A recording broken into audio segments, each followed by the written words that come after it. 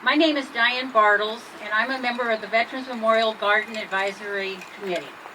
I want to welcome you to the dedication of the Doolittle Raiders Memorial Monument in our beautiful but overcast Veterans Memorial Garden. As far as I've been able to determine in my research, our monument is only the second outdoor monument to all the Raiders, which includes their names and their ranks. At this point, the lead on this project will come forth and he will tell us about the history of the raid and also how he became the lead for this monument that we are dedicating tonight. Daniel?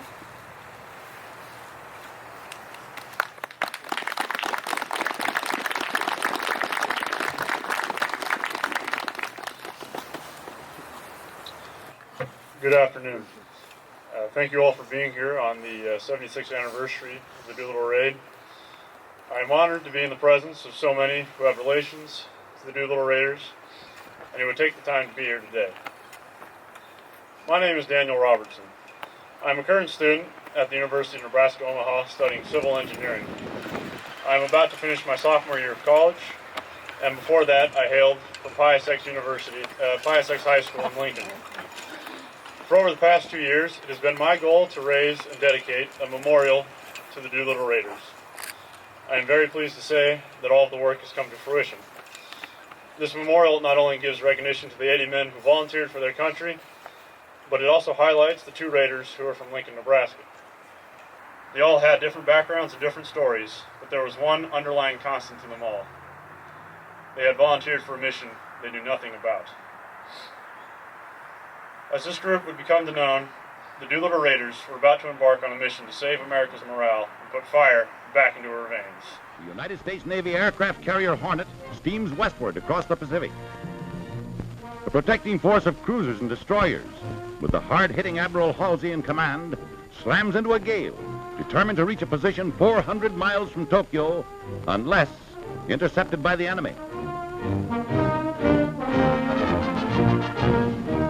Packed on the afterdeck of the Hornet are 16 B-25 Mitchell bombers. Never before have these huge planes been launched from a carrier.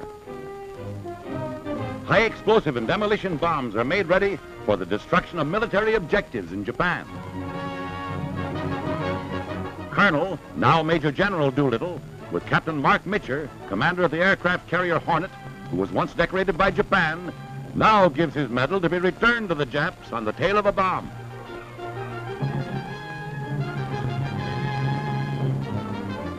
Not until they are miles at sea do these men know definitely the mission for which they have volunteered. Now their thoughts go back to their months of careful preparation, clothed in the greatest secrecy. Only Colonel Doolittle knew that Japan was to be their target. Now they realize that the miniature cities laid out for practice bombing near an American airfield duplicated military objectives in Tokyo, Yokohama, Nagoya, Kobe, and Osaka. Even the strategy of flying in low over targets is an important part of the training for the greatest surprise raid in the history of aerial warfare.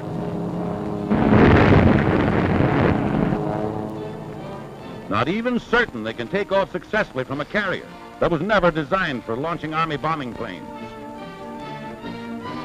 Closer and closer they approach enemy-controlled waters and the danger of discovery. Jimmy Doolittle and Captain Mitcher discuss every detail of the carrier takeoff. Suddenly, a strange vessel is sighted. It's a Jap patrol boat, and the task force intends to destroy it before a warning can be radioed to Japan.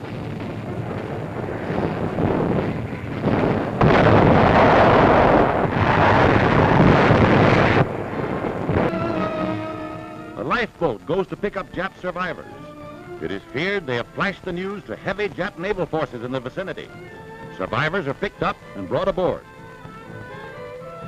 Jimmy Doolittle asks Admiral Halsey to go in closer for another hour and a half. And now the signal is flashed for the takeoff, 10 hours ahead of schedule. The added distance to be flown increases the hazards. But there is no hesitation. They man their planes. Doolittle pilots the lead plane. There's a breathless moment as the big bomber gathers speed. It's airborne. The first Army bomber ever to be launched from a carrier is safely in the air.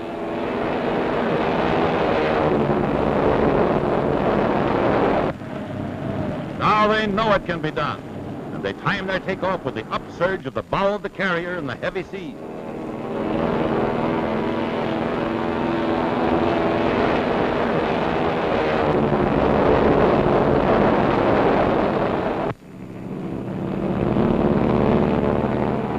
The next to go, nose wheel lifted and wing flaps down for maximum lift and the quickest possible takeoff.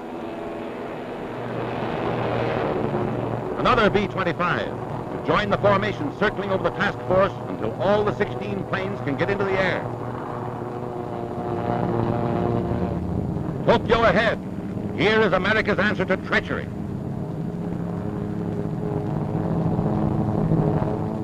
The secret Norden bomb sights have been removed from these planes and replaced by a makeshift device costing about 20 cents. These historic pictures round out the electrifying news of Tokyo's first taste of American vengeance in April 1942. Loaded with eggs of destruction, they wing through a fog-ridden dawn.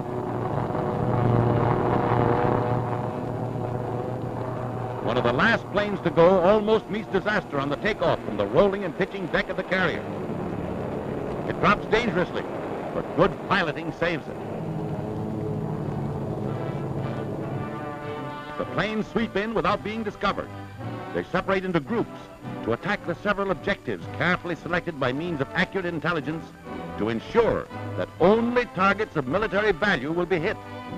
Colonel Doolittle himself has told of flying over the Emperor's palace and refraining from bombing it, though he could have left it in ruins.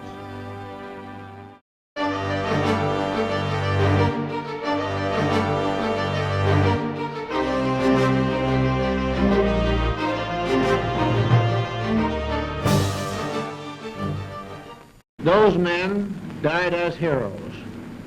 We must not rest. We must redouble our efforts until the inhuman warlords who committed this crime have been utterly destroyed.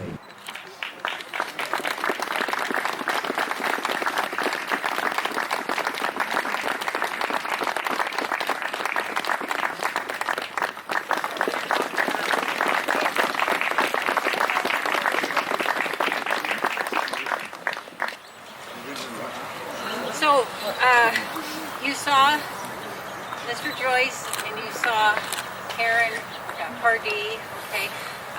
And we have the Gerlachs here representing the Carruthers, Mr. Lieutenant or whatever his rank was, sorry, I can't remember. So if you all want to come up here and then Tokyo Raiders, Captain Watson, Wright, and Lawson left, tell of targets bombed and vengeance to come. Our takeoff from the Hornet was made successfully. It wasn't as much the length of takeoff that bothered us, it was the width. It was about a 4-foot clearance between the right wingtip and the island, the left wingtip hanging over the deck on the left-hand side. Trip in was uneventful. My first target was a tank factory in the south of Tokyo. My alternative targets being an oil storage tank and a railroad yard. We were fortunate in getting through the anti-aircraft and reaching our #1 target. It dropped the entire load on this tank factory and had the satisfaction of seeing 2 of the bombs score direct hits. Captain Lawson speaks for his comrades. We all feel pretty strongly about these boys that we were with. We had all been pretty close, large family, almost like brothers. We'd known each other from a year to a year and a half before this raid ever came off. We knew their families, their children, and if there's any way to get even, we'll certainly try.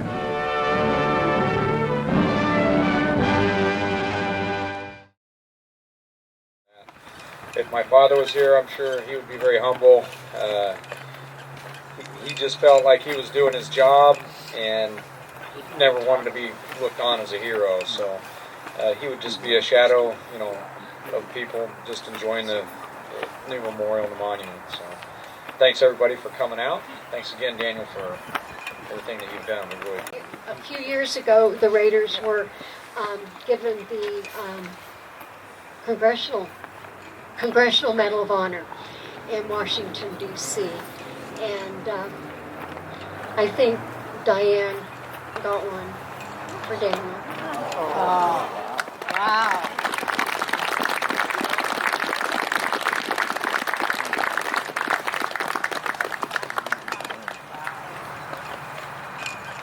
Wow. These are the most beautiful gold medals. Now, Daniel, they're not gold, it's bronze, okay? But the gold one's in the Smithsonian, okay, for the Doolittle Raiders. But oh, they're so beautiful, and we just are so appreciative of you, and we hope you will treasure it forever. Okay.